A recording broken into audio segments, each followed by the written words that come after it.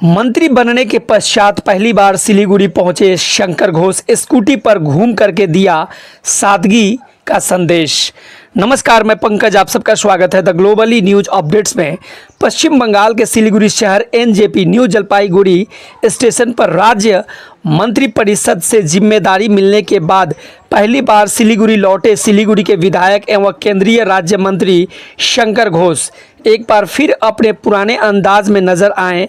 New Jalpaiguri NJP railway station पहुंचते ही उन्होंने सरकारी वाहनों के काफिलों से दूरी बनाते हुए अपनी परिचित स्कूटी पर सवार होकर के शहर का दौरा किया। शंकर घोष ने शहर के विभिन्न महत्वपूर्ण क्षेत्रों का भ्रमण किया और स्थानीय लोगों से मुलाकात की। मंत्री बनने के बाद भी उनके इस सादगीपूर्ण जीवन शैली और स्कूटी से शहर भ्रमण ने आम लोगों का ध्यान आकर्षित किया है। रास्ते में कई स्थानों पर उन्हें देखने के लिए लोगों का भीड़ उमड़ पड़ी। शहर के विभिन्न चौराहों और इलाकों में पार्टी कार्यकर्ताओं और समर्थकों के द्वारा आम नागरिकों ने उन्हें फूलों और गुलदस्ते का उत्तरीय भेंट कर सम्मानित किया। इस दौरान उन्होंने लोगों से सीधा संवाद कर उनकी समस्याओं और सुझावों को भी सुना। राजनीतिक जानकारों का मानना है कि मंत्री बनने के बाद आम लोगों से जुड़े रहने और ज़मीनी स्तर पर संपर्क बनाए रखने का संदेश देने का उद्देश्य से शंकर घोष ने यह पहल की है। उनकी सहज और सरल उपस्थिति को लेकर के शहर वासियों के बीच भी सकारात्मकता देखा जा रहा है और प्रतिक्रिया भी एकदम सकारात्मक ही सुनने को मिल रहा है। आइए इसी से जुड़ा हुआ देखिए एक रिपोर्ट और चीजों को समझे विस्तार से। नवजीवन हॉस्पिटल में आपका स्वागत है। अनुभवी डॉक्टर, आधुनिक तकनीक और समर्पित देखभाल, सब कुछ एक ही छत के नीचे। नवजीवन हॉस्पिटल, जहां होती है स्वस्थ जीवन की शुरुआत। चेक पोस्ट ट्रेडियम बिल्डिंग, 3rd फ्लोर, सिलीगुड़ी।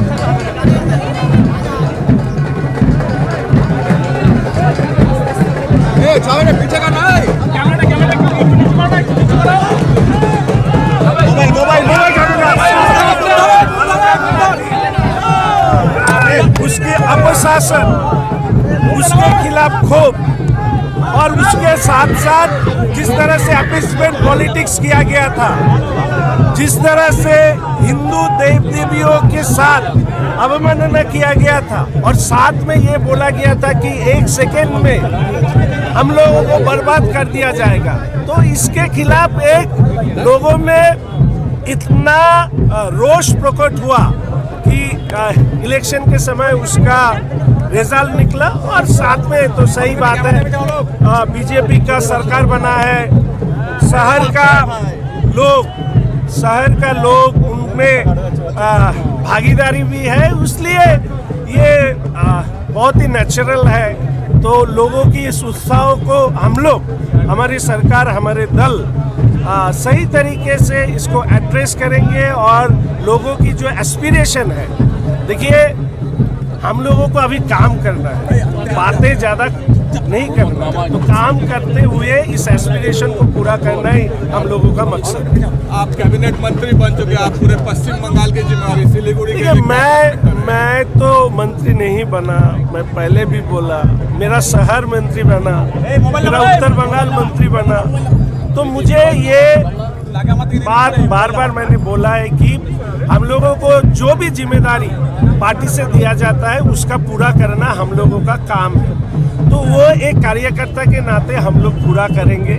हमारा 208 जो एमएलएज है उन्होंने भी ऐसे ही काम करेंगे और हम चाहते हैं कि इसमें सबका सहयोग।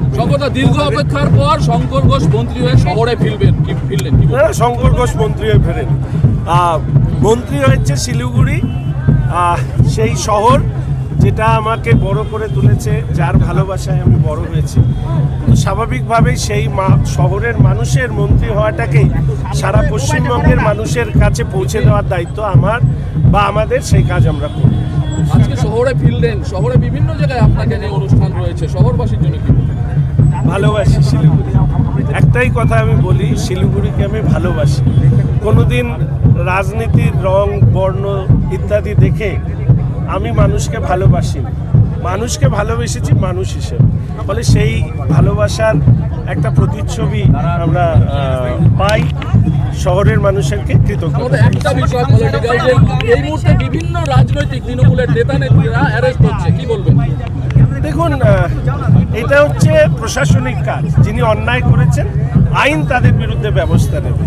আমাদের সম্মানীয় মুখ্যমন্ত্রী শুভেন্দু অধিকারী মহাশয়, রাজ্য সভাপতি শ্রী শ্রমিক ভট্টাচার্য মহাশয়, তারা বারবার করে একটাই কথা বলেছেন যে দুর্নীতি যারা করেছে আইনের খাতায় তাদের যা শাস্তি লেখা আছে সেই শাস্তি তাদেরকে পেতে হবে। মাদ্রাসা শিক্ষার্থীদের স্বার্থে প্রয়োজনীয় পদক্ষেপ গ্রহণ, মাদ্রাসা রক্ষণাবেক্ষণ এবং শিক্ষা ব্যবস্থাকে মজবুত করার রাজ্য জুড়ে যে সমীক্ষার নির্দেশ দিয়েছে রাজ্য সরকার, এই ব্যাপারে যারা সমীক্ষার নির্দেশ দিয়েছেন তারাই এই ব্যাপারে বিবৃতি দেবেন। এটাই ভালো, কেননা দেখবেন শিক্ষা ব্যবস্থা সহ বিভিন্ন দপ্তর এখনো মুখ্যমন্ত্রীর হাতে আছে।